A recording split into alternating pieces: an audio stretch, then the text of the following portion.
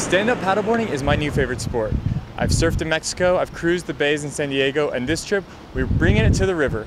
We were lucky enough to catch up with Charlie MacArthur. He's one of the originators of river stand-up paddleboarding. The designing of river parks and river restoration around urban areas especially is huge, because you had places that were either industrial or virtually ignored by the citizenry, and you beautify a place like this. I mean, there used to just be dirt here and just straight flowing river. It was still beautiful, but it wasn't anything like this. It's pretty amazing what's been going on. So Glenwood finally got on it, and I don't know if they realized it, but they ended up with the best wave possibly in the country that's man-made, which is phenomenal. This is surfable year-round on boogie boards and kayaks. You have about a 2-month window with longboards and stand-up paddle boards.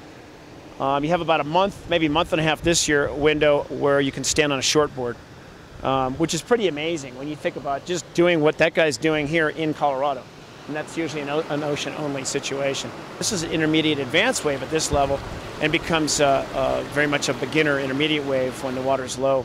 It's an amazing spot, and like I say, they put in different structures. Right now, it looks like one big wave with two what we call foam piles. So you can see there, as we look downstream, the far river right's got a really nice foam pile, and the one on the left. Then in the middle, it kind of backs off and fills in every once in a while. We call that a surge. So it changes. So you have two of the most prominent features that kayakers and surfers like to play in. Surfers more in the wave, kayakers wave and hole. So it's pretty unreal. What about coming from the ocean to surfing in the river? Are there any differences, any tips? Yeah, one of the things that perception-wise, your perception skills are going to be different. In other words, when you're standing on that wave, you're actually sitting still relative to the shore. So that throws a lot of ocean surfers off. I know it did to me. So that's really the biggest one.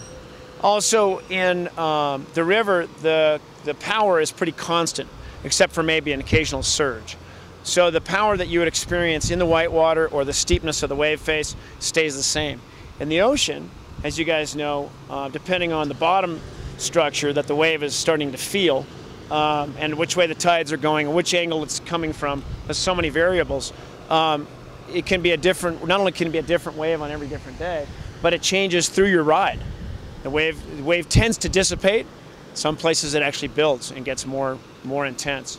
So the consistency you get in a river wave is just phenomenal. I mean, it's going to do the same thing almost all the time. Where you start to feel more normal is when you start cutting back and forth, getting on edge. Now you feel some momentum. We tend to use, for the surfers who are knowledgeable, in general we tend to use a fish type board. So it's wider, thicker, your fresh water is less buoyant, so having a little bit more surfboard underneath you, even on a shortboard, it works a lot better. It's much skatier. You can get some vertical moves in here, but mostly the moves aren't as vertical, but a lot of hard slashing and doing hard cutbacks. The other one is your entry into the wave. You can get into this ocean style. You come down and you need to paddle really hard to get the whitewater in the ocean. The whitewater usually picks up, takes you. Here you still need to paddle, but you can catch it that way. The other way is you can see this gentleman, Dave, over here.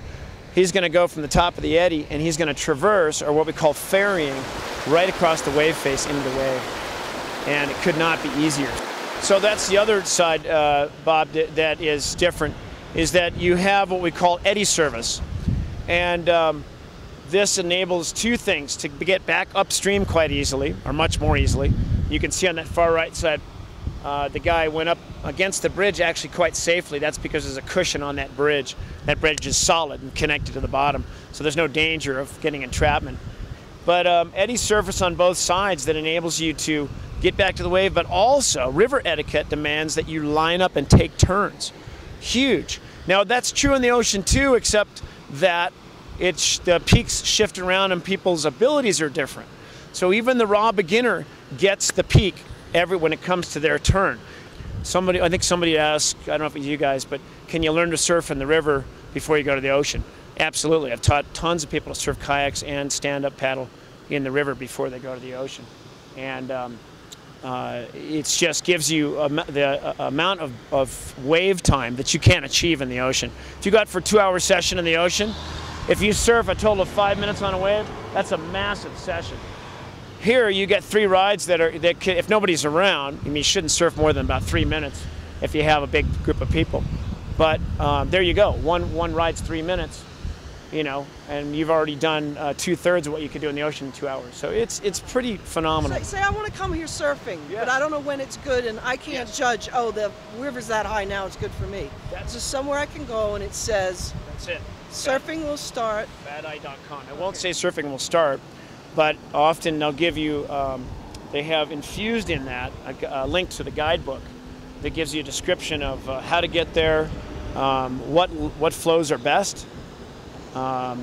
It tends to be a little bit more guided around kayak surfing, because of course the regular surfing and stand-up's a little newer. That's kind of also more where you call up a guide service to help you establish what your level is for what level of water you can handle. Yes, Aspen Kayak and SUP.com. So, for example, actually, AspenKayakAcademy.com. There you go. Sorry. I gotta get right. Yeah. And work on that. Well, I just added SUP to the name. Aspen Kayak Academy. And you're .com. You're just here in this town? No, I'm based out of Aspen, but I teach all the way down the Roaring Fork corridor, and then all along the Colorado. I have permits as well. All right, after watching Charlie do that, I cannot wait to get out here. I'm coming back, I'm bringing Jade's dad back. We're gonna kill it. Are you kidding me? You could surf more in 10 minutes here than you can in an hour on any kind of usual beach. No localization, and the people here are super friendly. I'm down.